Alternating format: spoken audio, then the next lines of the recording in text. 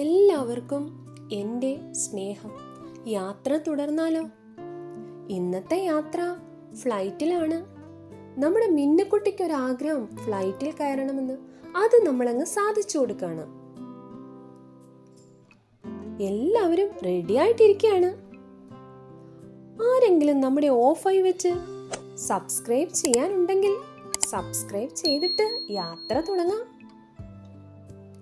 Flight കയറാൻ സമയമാകുന്നു.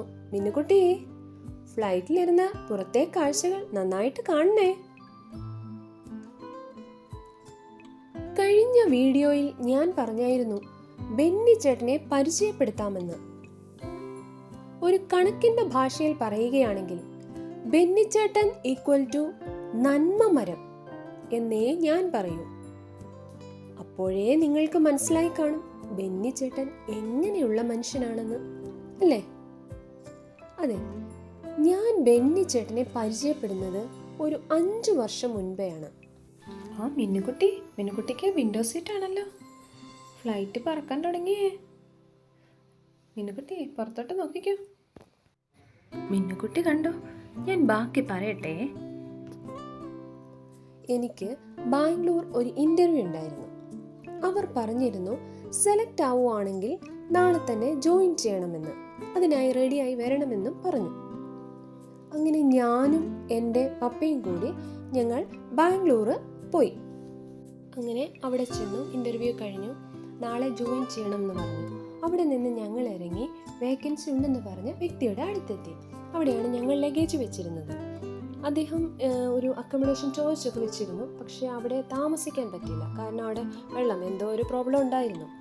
അതുകൊണ്ട് ഇപ്പോൾ ഇവിടെ പുതിയ ആളിനെ എടുക്കുന്നില്ല എന്ന് പറഞ്ഞു. അങ്ങനെ അദ്ദേഹം തന്നെ എനിക്ക് വേറൊരു താമസ സ്ഥലം കണ്ടുപിടിച്ചു തന്നു. ഞാൻ വർക്ക് ചെയ്യാൻ പോകുന്ന സ്ഥാപനത്തിന് അടുത്തായിട്ട്. ശരിക്കും പറഞ്ഞാൽ ഞാൻ വർക്ക് ചെയ്യാൻ പോകുന്ന സ്ഥാപനത്തിന് ചുറ്റും സിസ്റ്റേഴ്സിന്റെ കോൺവെന്റ് ആയിരുന്നു. അവിടെയാണ് എനിക്കൊരു താമസ സ്ഥലം ഒരുക്കി തന്നത്, താൽക്കാലികമായി. ഇവിടെ ഫുഡില്ല, താമസിക്കുക മാത്രം ചെയ്യാമെന്ന് അവിടുത്തെ മെയ്ഡ് സിസ്റ്റർ പറഞ്ഞു. ഓക്കെ, നമുക്ക് താമസിക്കാൻ ഒരു സ്ഥലം മതിയായിരുന്നു. അന്നത്തെ ഫുഡ് പോലും തരില്ല എന്ന് പറഞ്ഞു. നമുക്ക് താമസിച്ചാൽ മതിയായിരുന്നല്ലോ. പിറ്റേന്ന് ഞാൻ വർക്ക് ചെയ്യാൻ പോകുന്ന സ്ഥാപനത്തിലേക്ക് പോയി. രാവിലെ ഞാനൊന്നും കഴിച്ചില്ല, ഉച്ചയ്ക്ക് ഞാനൊന്നും കരുതിയതുമില്ല കയ്യിൽ. ഇപ്പോൾ നിങ്ങൾ ചിന്തിക്കുന്നുണ്ടാവും ഫുഡ് ഓർഡർ ചെയ്ത് കഴിച്ചുകൂടെ എന്ന്. ശരിയാണ്, പക്ഷേ എൻ്റെ ഫസ്റ്റ് ഡേ പുറത്തു നിന്ന് ഫുഡ് ഓർഡർ ചെയ്യാൻ പറ്റുമോ എന്നൊക്കെ ഞാൻ ചിന്തിച്ചു. ചുരുക്കി പറഞ്ഞാൽ എൻ്റെ കൂടെ വർക്ക് ചെയ്യുന്നവർ ഫുഡ് ഷെയർ ചെയ്തു. അങ്ങനെ അവിടെ വെച്ച് സീന എന്ന് പറയുന്ന ഒരു മാമിനെ പരിചയപ്പെടുന്നു. സീന മാം പിറ്റേന്ന് തൊട്ട് എനിക്കും കൂടെ ഫുഡ് കൊണ്ടുവരാൻ തുടങ്ങി. വൈകിട്ടത്തേക്കിനും തരാൻ തുടങ്ങി. വേണ്ട എന്ന് പറഞ്ഞാലും എനിക്ക് ഫുഡ് കൊണ്ടുതരും ഈ സീന മാം. ബാംഗ്ലൂർ കണ്ട മറ്റൊരു നന്മമരമാണ് ഈ സീന മാം എന്ന് പറയുന്നത്. സീന മാമിനെ കുറിച്ച് പറയുകയാണെങ്കിൽ ഫുഡ് കൊണ്ടുവരുന്ന മാത്രമല്ല, ഞാനവിടെ പെട്ടെന്ന് ചെന്നതുകൊണ്ട് അധികം ഡ്രസ്സൊന്നും കൈ കരുതിയിരുന്നില്ല. അപ്പോൾ അത് വാങ്ങിക്കാനൊക്കെ എനിക്ക് പുറത്ത് പോകണമായിരുന്നു. അതിനെല്ലാം സീന മാമിൻ്റെ കൂടെയായിരുന്നു. സീന മാം ഇങ്ങോട്ട് വന്നിട്ട് പറയും ഞാൻ വരാൻ കൂടെ. സീന മാമിൻ്റെ വണ്ടി എടുത്തോണ്ട് വരും. അങ്ങനെ സീന മാമിൻ്റെ കൂടെ ആയിരുന്നു എൻ്റെ ഓരോ കാര്യങ്ങളും, പുറത്ത് പോയി എൻ്റെ സാധനങ്ങളൊക്കെ വാങ്ങിക്കാനൊക്കെ ഞാൻ പോയിരുന്നത്. അതിനേക്കാളുപരി ഞാൻ താമസിക്കുന്ന സ്ഥലത്ത് നിന്ന് ഇച്ചിരി ദൂരേ ഉള്ളൂ വർക്ക് ചെയ്യുന്ന സ്ഥാപനം. അവിടുന്ന് സിനമാമിൻ്റെ വീട്ടിൽ നിന്ന് വണ്ടിയിലാണ് വരുന്നത്. അപ്പോൾ എന്നെയും കൂടെ ആ വണ്ടിയെ കയറ്റിക്കൊണ്ടാണ് തിരിച്ചു വരുന്നത്. മാമിൻ്റെ കൂടെയായിരുന്നു. അന്നത്തെ ആ സ്നേഹബന്ധം ഇന്നും ഞങ്ങൾ തുടരുന്നുണ്ട്. അങ്ങനെ എനിക്ക് താമസ സ്ഥലത്തു നിന്ന് മാറണം. അക്കോമഡേഷൻ മാത്രം പറ്റില്ല, ഫുഡും കൂടി കിട്ടുന്ന ഒരു ഹോസ്റ്റലിലേക്ക് മാറണം. കാരണം ഞാൻ താമസിക്കുന്ന ആ ഏരിയയിലൊന്നും നമുക്ക് ഫുഡ് പോയി കഴിക്കാനുള്ള സ്ഥലമൊന്നുമില്ല. അങ്ങനെയാണ് ഞാൻ ബെന്നി ചേട്ടനെ പരിചയപ്പെടുന്നത്. ബെന്നി ചേട്ടനും അതേ സ്ഥാപനത്തിൽ തന്നെ വർക്ക് ചെയ്യുന്നു.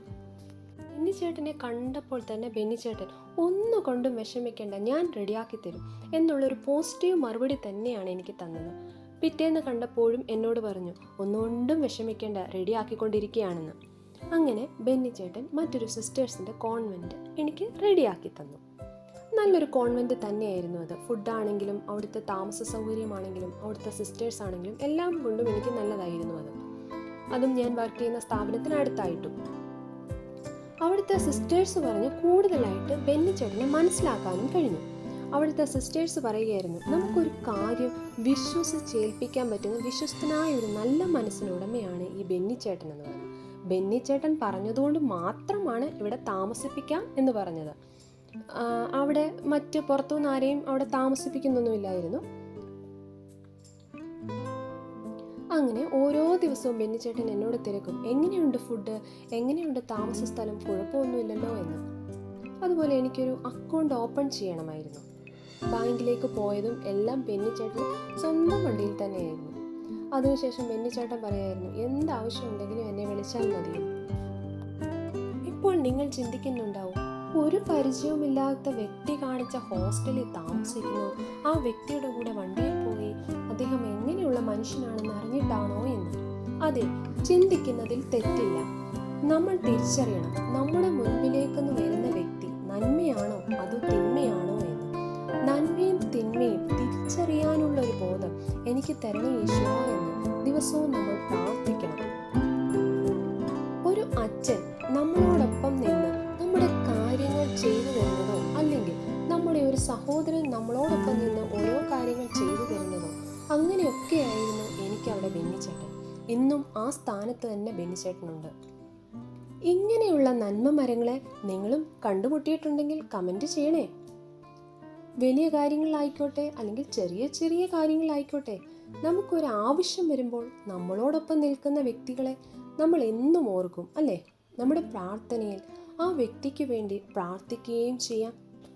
ഞാൻ ഒന്നുകൂടി പറയാണ്, നമ്മുടെ മുന്നിലേക്ക് വരുന്ന എല്ലാ വ്യക്തികളെയും കണ്ണടച്ചങ്ങ് വിശ്വസിക്കരുത്. ആദ്യം നമ്മൾ ആ വ്യക്തിയെ തിരിച്ചറിയണം, നന്മയാണോ തിന്മയാണോ എന്ന്. അതുപോലെ നമുക്ക് ആരെയെങ്കിലും സഹായിക്കാൻ ഒരു അവസരം കിട്ടിയാൽ, അതിനുള്ള സാഹചര്യം ഉണ്ടെങ്കിൽ തീർച്ചയായും ചെയ്യുക. ദൈവം നമ്മളിലൂടെയാകും അവരുടെ കണ്ണീരൊപ്പാൻ ആഗ്രഹിക്കുന്നത്.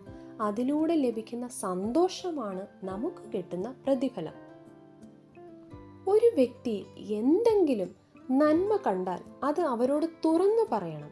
പറയാൻ കേവലം ഒരു മിനിറ്റ് മതി, പക്ഷെ അത് അയാളിൽ ഉണ്ടാക്കുന്ന സന്തോഷം വളരെ വലുതാണ്. പറയുന്നതിനേക്കാൾ ഭംഗിയിൽ കേൾക്കുന്നവരുണ്ട്, എഴുതുന്നതിനേക്കാൾ ഭംഗിയിൽ വായിക്കുന്നവരുണ്ട്, ഭംഗിയേക്കാൾ ഭംഗിയുള്ള അപൂർവം ചിലരുണ്ട്. തിരിച്ചറിയുക.